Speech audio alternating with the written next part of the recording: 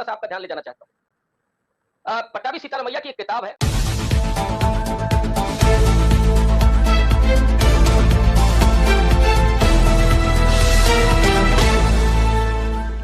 साथियों, आपको बता दूं कि आखिर एबीवीपी के संगठन के कार्यकर्ताओं ने या सवर्णों ने प्रोफेसर के खिलाफ क्यों दर्ज की थी कंप्लेन।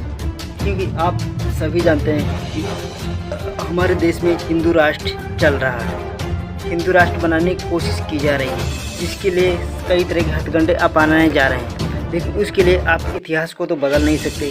क्या तुम इतिहास को बदल दोगे? पहले जो हुआ है उसको तो मिटा नहीं पाओगे। हाँ, फिलहाल बहुत कुछ हुआ है, बहुत कुछ देश में परिवर्तन हुआ है, सब कुछ बिक गया है, कुछ फिलहाल बचा नहीं है। लेकिन इस हिंदू के चक्कर में पूरा देश बर्बाद हो रहा है।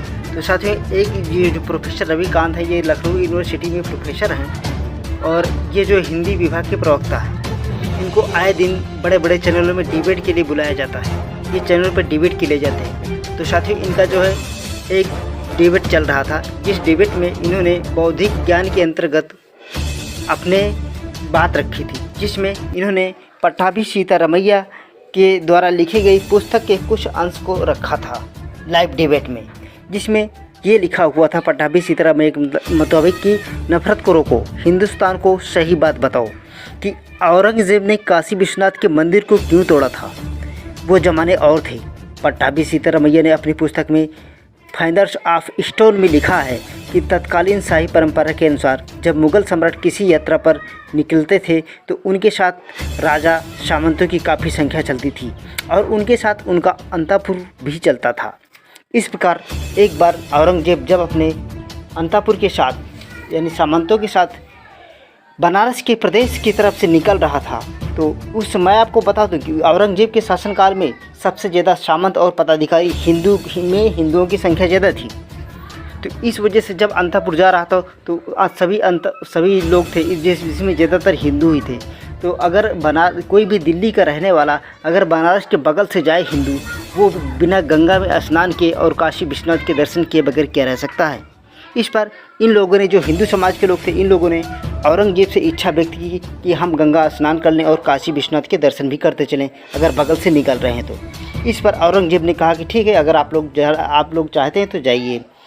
उसके बाद सभी हिंदू अपने पूरे परिवार के साथ गए, गंगा नदी में स्नान किया। उसके बाद जो है काशी विश्वनाथ मंदिर के दर्शन करने के लिए गए। जब सभी लोग इकट्ठे हो गए तो उसमें से एक रानी गायब थी, जिसे कच्छ की रानी कहा जाता था। जब उसे मंदिर में खूब खोजबीन किया गया, लेकिन फिर भी रानी नहीं मिली थी। उसके बाद अकबर ने जो है गृह गुफा का दरवाज़ा खुलवाया। जब गृह गुफा का दरवाज़ा खोला गया तो उसके अंदर कच्छ की रानी जो है बिल्कुल निर्वस्त्र, बिना गहना जेवर उसका सब लूट लिया था। उसके साथ बलात्कार भी किया गया था। तो इसी अवस्था में डरी सहमी हुई पड़ी थी।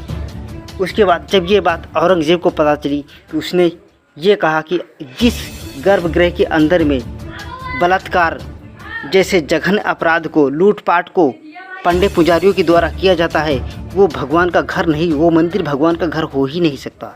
इस वजह से औरंगज़ेब ने तत्काल उस मंदिर को तोड़वाने का आदेश दिया और सैनिकों ने उस मंदिर को तोड़ दिया था।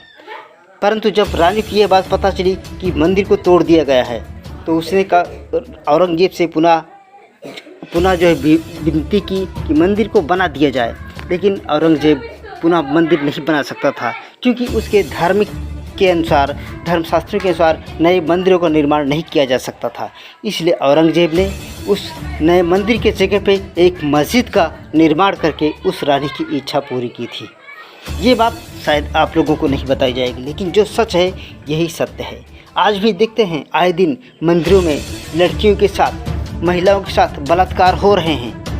आखिर कहाँ है आप लोगों का भगवान? क्या भगवान को दिखाई नहीं देता? 7-8 साल की, 5 साल की बच्चियों के साथ मंदिर के अंदर जो पंडे पुजारी बलात्कार करते हैं, अगर भगवान है तो क्या उसको दिखाई नहीं पड़ता? उसके तक थोड़ा सा आपका ध्यान ले जाना चाहिए। पट्टाभी सीतारामैया की एक किताब है फेदर्स एंड स्टोन्स। उसमें उन्होंने इसके पीछे की कहानी लिखी है। मैं कहानी इसलिए कह रहा हूँ कि उसमें बहुत फैक्ट्स नहीं है या मैं उसको साबित नहीं कर सकता। वो ये कहते हैं कि औरंगजेब जब बादशाह है और वो काशी से गुजर रहा है अपने लाओ लश्कर के साथ, तो उसमें बहुत सारे हिंदू राजा और रानियां ये सब हैं। तो जब वो काशी से गुजरते हैं तो ये होता है कि साहब आप लोग काशी से गुजर रहे हैं तो यहाँ पर न सिर्फ विश्राम किया जाए बल्कि गंगा में स्नान भी किया जाए और विश्वनाथ मंदिर में पूजा अर्चना भी। वहीं पर एक कक्ष की रानी है जो गुम हो जाती है। तमाम महिलाएं स्नान करने जाती है, मंदिर में पूजा करने जाती है। उसके बाद जब ढूंढा गया तो गर्भगृह के नीचे जो स्थान है उसमें वो नग्न अवस्था में मिलती है और उसके साथ रेप वगैरह किया गया। औरंगजेब को गुस्सा आता है, वो ये कहता है कि इस तरह से जो पंडित पुजारी हैं ये जो काम कर रहे हैं तो ऐसी जगह पर मंदिर होना ही नहीं चाहिए।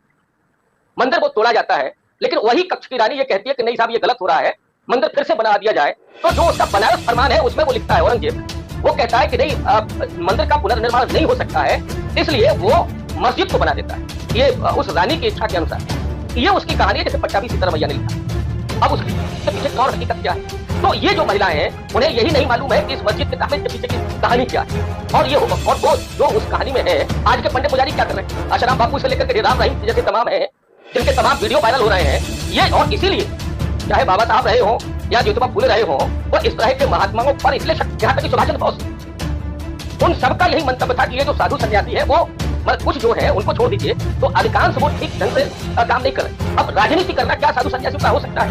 उनका उद्देश्य हो सकता है क्या?